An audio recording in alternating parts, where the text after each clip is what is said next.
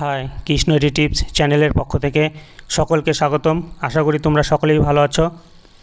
তো আমি আজকে শেখাবো ফটোশপে ক্রপ টুলের ব্যবহার। তো প্রথমে ফটোশপ সফটওয়্যারটি ওপেন করতে হবে। তো ওপেন করার পর আমাদের এই ফটোশপে যে কোনো একটি ইমেজ নিয়ে আসতে হবে। তো আমাদের এখানে একটি ইমেজ আছে, এই ইমেজটাকে মাউস দিয়ে লেফট ক্লিক করে ধরে ফটোশপে এনে ছেড়ে দিলেই কিন্তু ফটোশপে ওপেন হবে। এবার এই ফটোটিকে আমরা ক্রপ করব, অর্থাৎ আমরা ফটোটিকে দুভাবে ক্রপ করতে পারি। একটি হচ্ছে আমরা মাপ সেট করে ক্রপ করতে পারি, আর একটি হচ্ছে মাপ ছাড়া ক্রপ করতে পারি। তো মাপ সেট করে ক্রপ করলে কি হবে, ছবির যে মাপে আমরা ক্রপ করতে চাই ছবিটি সেই মাপেই ক্রপ হবে। তো এটি হচ্ছে ক্রপ টুল। তো ক্রপ করার আগে আমাদেরকে যদি মাপ দিয়ে ক্রপ করি সেক্ষেত্রে কিন্তু আমাদের এই যে উপরের দিকে এই বারটিতে এখানে হোয়াইট আর হচ্ছে হাইট, অর্থাৎ এখানে আমাদেরকে মাপ সেট করতে হবে। তো আমরা যদি পাসপোর্ট সাইজের জন্য ক্রপ করতে চাই তাহলে কিন্তু এখানে মাপ সেট করতে হবে। তো আরেকটা জিনিস পাশে যে আছে পিক্সেল, ইঞ্চি, সেন্টিমিটার, অর্থাৎ আমাদের সবার প্রথমে পিক্সেল বা ইঞ্চি আর পিক্সেল বা সেন্টিমিটার। তো আমরা এই দুটো অপশানের মধ্যে আমরা ইঞ্চি যদি নিতে চাই তাহলে ইঞ্চি নিব। ইঞ্চি নিয়ে এবার এখানে আমরা হোয়াইট কত দিব, পাসপোর্ট সাইজের জন্য কিন্তু 1.2। এবার বাইরে যদি ক্লিক করি অটোমেটিক্যালি ইঞ্চিটা চলে আসবে এখানে, আর হাইট হচ্ছে 1.5। বাইরে ক্লিক করলাম তাহলে কিন্তু 1.2 1.5 ইঞ্চি এখানে সেট হয়ে গেল। এরপর আমরা রেজুলেশন যদি দিতে চাই এখানে দিয়ে দিতে পারি, যেমন 300 যদি রেজুলেশন চাই তাহলে আমরা 300 রেজুলেশন দিয়ে দিলাম। এবার আমরা যদি এইভাবে ক্রপ করি তাহলে কিন্তু আমাদের ঠিক ওই মাপেই কিন্তু ক্রপ হচ্ছে। এই ছবিটি কিন্তু এই কোণা আর এই কোণা আমরা এই টানলে কোণাকুনি বাড়বে, অর্থাৎ আমরা যদি চাই যে ছবির এই সাইডটা এদিকে বাড়াতে এই সাইডটা এদিকে বাড়াতে কিন্তু আমরা বাড়াতে পারবো না, ঠিক আছে।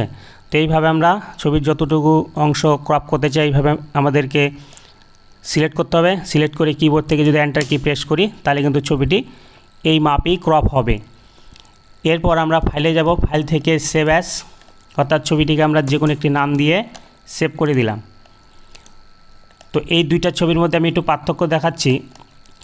এবার আমি যদি কোরেলডো সফটওয়্যার ওপেন করি, ওপেন করার পর আমি যে ছবিটি ক্রপ করেছিলাম সেই ছবিটি কোরেলডো সফটওয়্যার ওপেন করব, আর যে ছবিটি ক্রপ ছাড়া ছিল অর্থাৎ আগের ছবি সেটিকেও কোরেলডোতে ওপেন করব।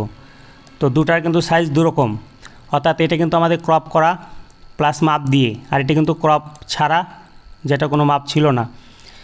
তো এবার এই ছবিটিকে যদি আমরা পাসপোর্টে প্রিন্ট করতে চাই তাহলে কিন্তু আমাদেরকে আর টেনে এটা বড় করতে হবে না, কেননা এটা অলরেডি মাপ সেট করাই আছে।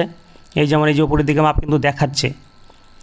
এবার এটা যদি আমরা অনেক কপি করতে চাই তাহলে এটা তো এর জন্য তো ভিডিও আমি আগেই দিয়েছিলাম, পাসপোর্ট সাইজ ছবি কী করে প্রিন্ট করতে হয়, তাহলে আমার ভিডিওগুলো দেখে নিও।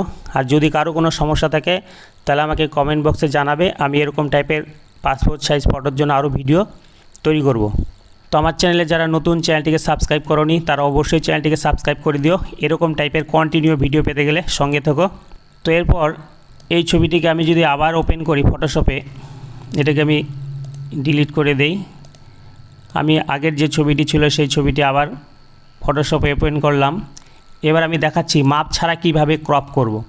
তো এবার আমি যে কোনো ইমেজই এখানে নিয়ে আসি না কেন, যেমন আমি যদি এই ইমেজটাও এখানে নিয়ে আসি সেক্ষেত্রে কিন্তু আমাদের এইভাবে যদি সিলেক্ট করি তাহলে কিন্তু ওই মাপই চলে আসবে, যে কেননা ওই মাপটা অলরেডি সেট হয়ে আছে আমরা যেখানেই যাই। তো আমি চাই না ছবির আরও অনেকটা অংশ নিয়ে আমরা ক্রপ করব, সেক্ষেত্রে আমাদেরকে কিন্তু পাশে যে একটি অপশান আছে ক্লিয়ার, অর্থাৎ টুলে ক্লিক করলাম, ক্লিক করে পাশে যে অপশান ছিল এটা এই যে ওপরের দিকে ক্লিয়ার, এই অপশানটিতে ক্লিক করলে এখান থেকে কিন্তু মাপগুলো উঠে যাবে। অর্থাৎ এবার যদি আমরা ক্রপ করি তাহলে কিন্তু আমরা ইচ্ছে মতো ক্রপ করতে পারবো, অর্থাৎ আমরা যতটা এদিকে লেফটে চাবো বা রাইটে যতটা বটমে যত চাবো ততটাই আমরা কিন্তু সিলেক্ট করতে পারবো। এবার আমরা যদি এন্টার দিই কিবোর্ড থেকে তাহলে কিন্তু ক্রপ হয়ে গেল ইচ্ছে মতো।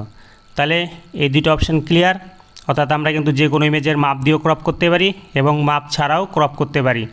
তো আমার ভিডিওটি যদি ভালো লাগে তাহলে অবশ্যই চ্যানেলটিকে সাবস্ক্রাইব করে দিবে এবং পাশে থাকা বেল আইকনটি প্রেস করে আর একটি লাইক কমেন্ট করে তোমাদের মতামত জানাবে। তো তোমরা সবাই খুব ভালো থেকো, থ্যাংক ইউ।